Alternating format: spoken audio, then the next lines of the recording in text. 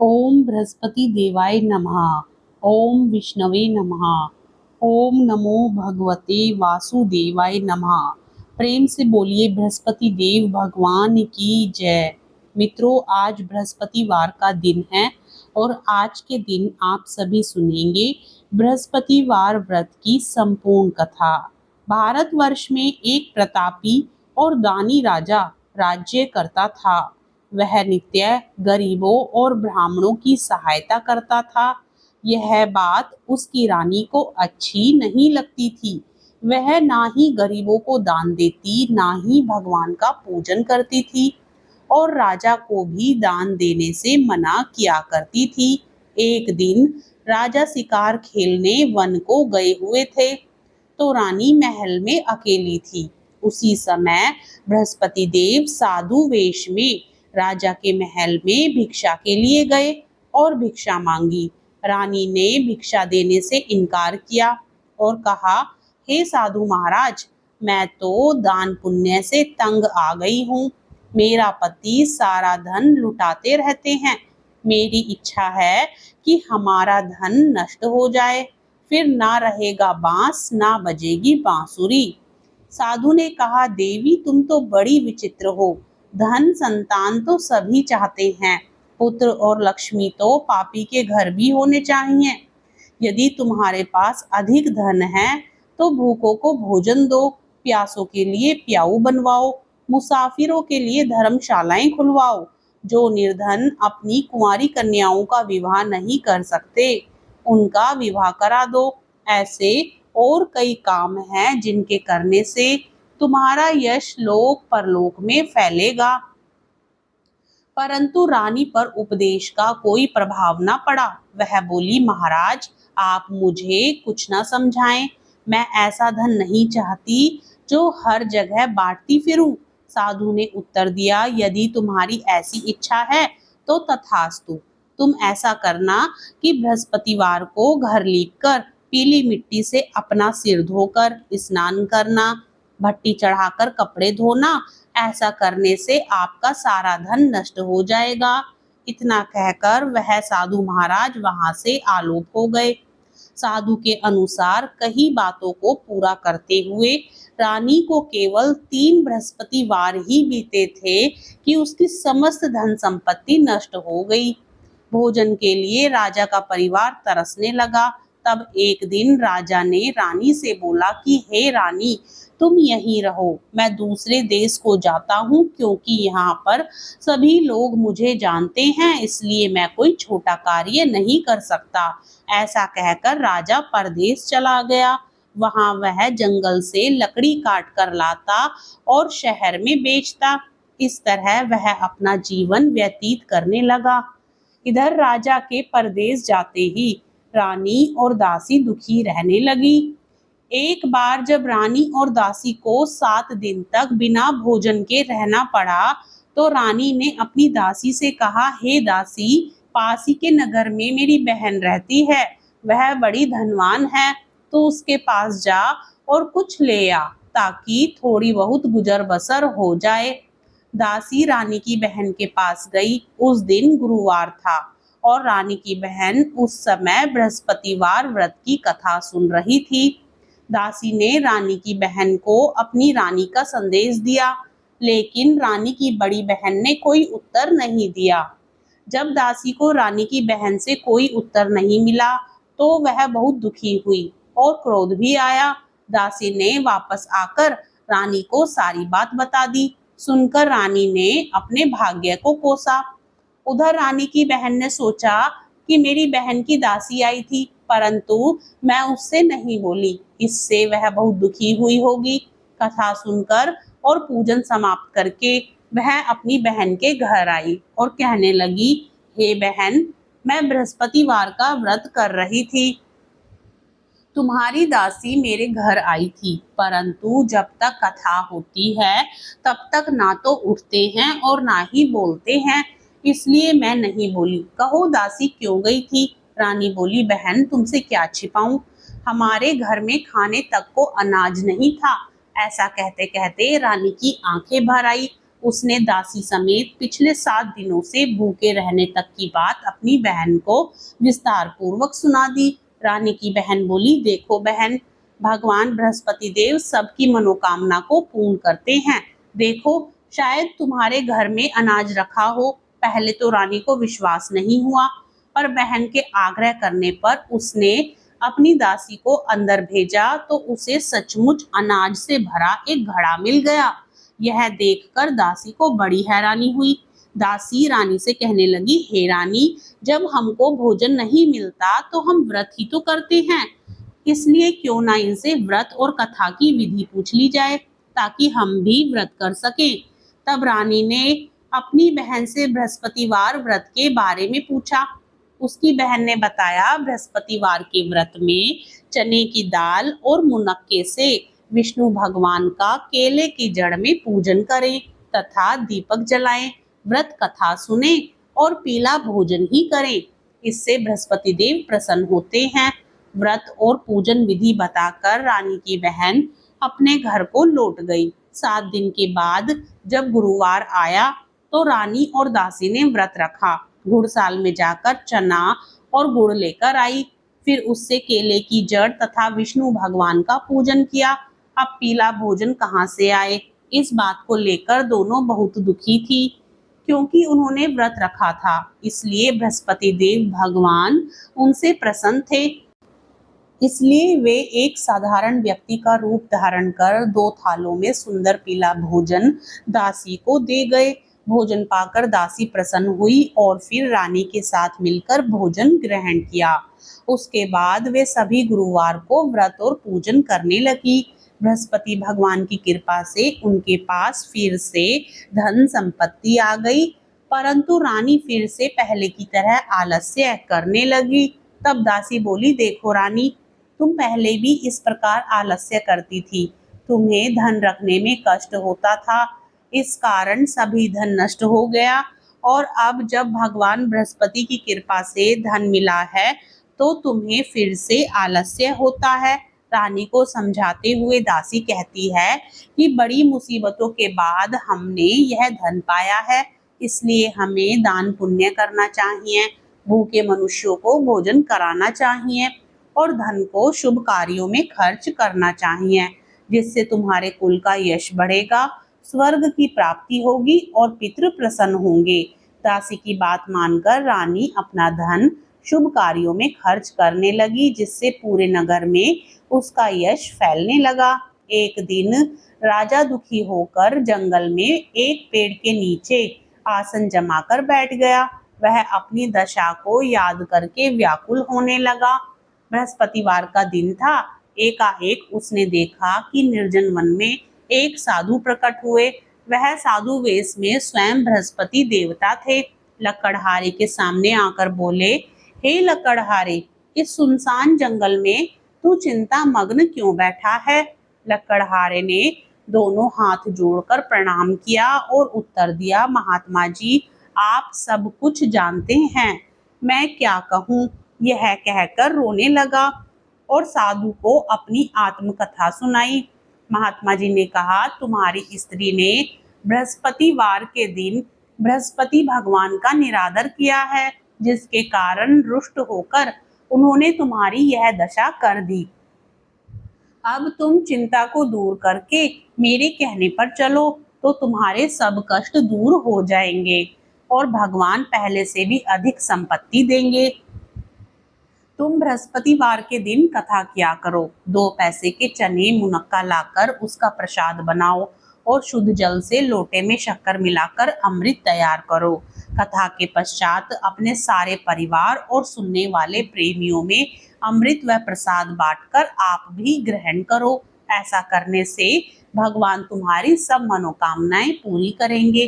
साधु के ऐसे वचन सुनकर लकड़हारा बोला, हे प्रभु, मुझे लकड़ी बेचकर इतना पैसा नहीं मिलता जिससे भोजन के उपरांत कुछ बचा सको। मैंने रात्रि में अपनी स्त्री को व्याकुल देखा है। मेरे पास कुछ भी नहीं जिससे मैं उसकी खबर मंगा सकूं। साधु ने कहा, हे लकड़हारे, तुम किसी बात की चिंता मत करो। बृहस्पतिवार के दिन तुम रोजाना की तरह लकड़ियां लेकर शहर को जाओ। तुमको रोज से दुगना धन प्राप्त हो जाएगा, जिससे तुम भली भांति भोजन कर लोगे तथा बृहस्पति देव की पूजा का सामान भी आ जाएगा। इतना कहकर साधु अंतर्ध्यान हो गए। धीरे धीरे समय व्यतीत होने पर फिर वही बृहस्पतिवार का दिन आया।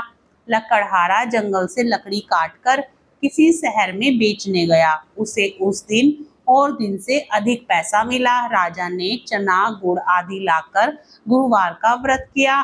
उस दिन से उसके सभी कलेश दूर हुए। परंतु जब दोबारा से गुरुवार का दिन आया तो बृहस्पतिवार का व्रत करना भूल गया। इस कारण बृहस्पति भगवान नाराज हो गए।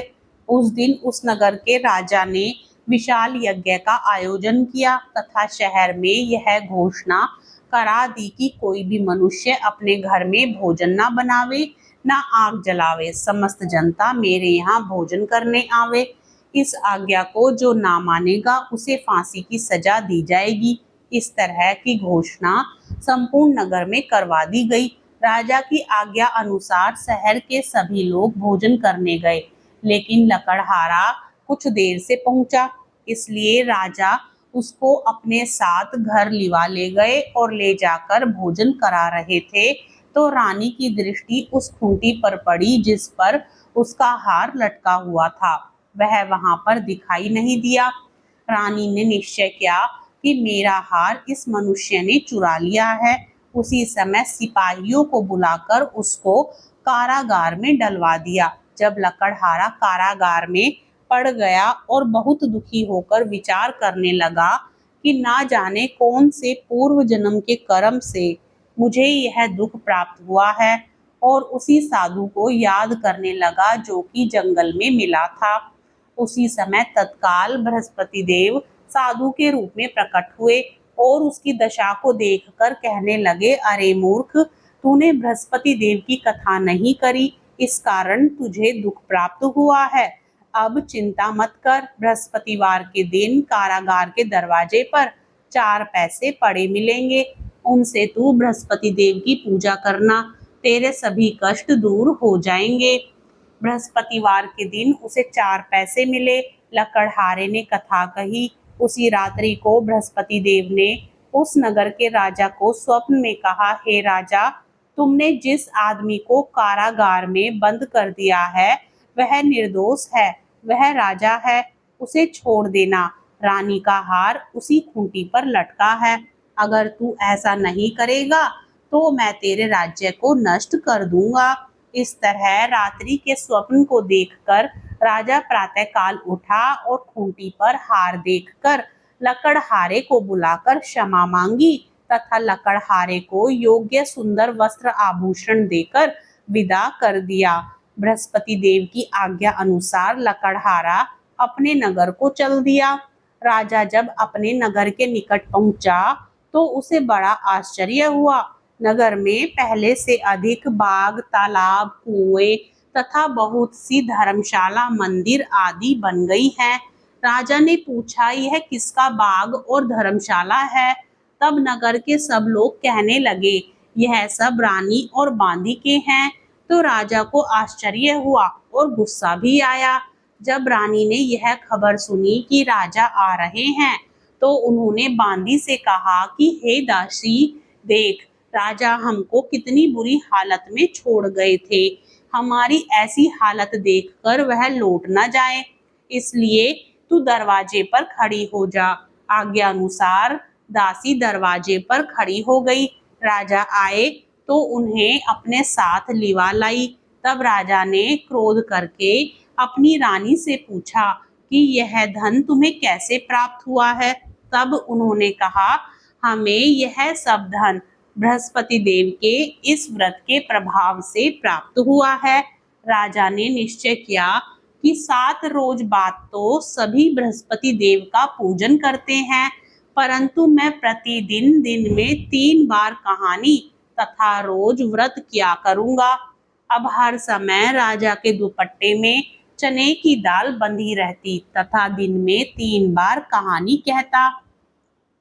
एक रोज राजा ने विचार किया कि चलो अपनी बहन के यहाँ हो आवे। इस तरह निश्चय कर राजा घोड़े पर सवार हो अपनी बहन के यहाँ को चलने लगा। मार्ग में उसने देखा कि कुछ आदमी एक मुर्दे को लिए जा रहे हैं। उन्हें रोककर राजा कहने लगा, अरे भाइयों, मेरी बृहस्पति देव की कथा सुन लो। वे बोले, लो, हमारा तो आदमी मर गया है, इसको अपनी कथा की पड़ी है। परंतु कुछ आदमी बोले, अच्छा कहो, हम तुम्हारी कथा भी सुनेंगे। राजा ने दाल निकाली और जब कथा आधी हुई थी कि मुर्दा हिलने लग गया, और जब कथा समाप्त हो गई तो राम राम करके मनुष्य उठकर खड़ा हो गया। आगे मार्ग में उसे एक किसान खेत में हल चलाता मिला। राजा ने उसे देख और उससे बोले, अरे भैया, तुम मेरी बृहस्पतिवार की कथा सुन लो। किसान बोला, जब तक मैं तेरी कथा सुनूंगा तब तक 4 हरैया जोत लूंगा। जा अपनी कथा किसी और को सुनाना। इस तरह राजा आगे चलने लगा। राजा के हटते ही बैल पछाड़ खाकर गिर गए तथा किसान के पेट में बड़ी जोर का दर्द होने लगा। उस समय उसकी माँ रोटी लेकर आई। उसने जब यह देखा तो अपने पुत्र से सब हाल पूछा और बेटे ने सभी हाल कह दिया।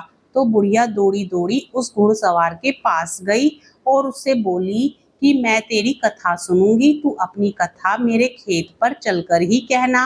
राजा ने बुढ़िया के खेत पर जाकर कथा कही, जिसके सुनते ही वह बैल उठ खड़े हुए तथा किसान के पेट का दर्द भी बंद हो गया। राजा अपनी बहन के घर पहुंचा। बहन ने भाई की खूब मेहमानी की। दूसरे रोज प्रातःकाल राजा जगा तो वह देखने लगा कि सब लोग भोजन कर रहे हैं। राजा ने अपनी बहन से कहा, ऐसा कोई मनुष्य है जिसने भोजन नहीं किया हो, मेरी बृहस्पतिवार की कथा सुन ले। बहन बोली, हे भैया, यह देश ऐसा ही है कि पहले यहाँ लोग भोजन करते हैं, बाद में अन्य काम करते हैं। अगर कोई पड़ोस में हो तो देख आऊं। वह ऐसा कहकर देखने चली गई, परंतु उसे कोई ऐसा व्यक्ति नहीं मिला जिसने भोजन ना किया हो। अतः वह एक कुम्हार के घर गई जिसका लड़का बीमार था।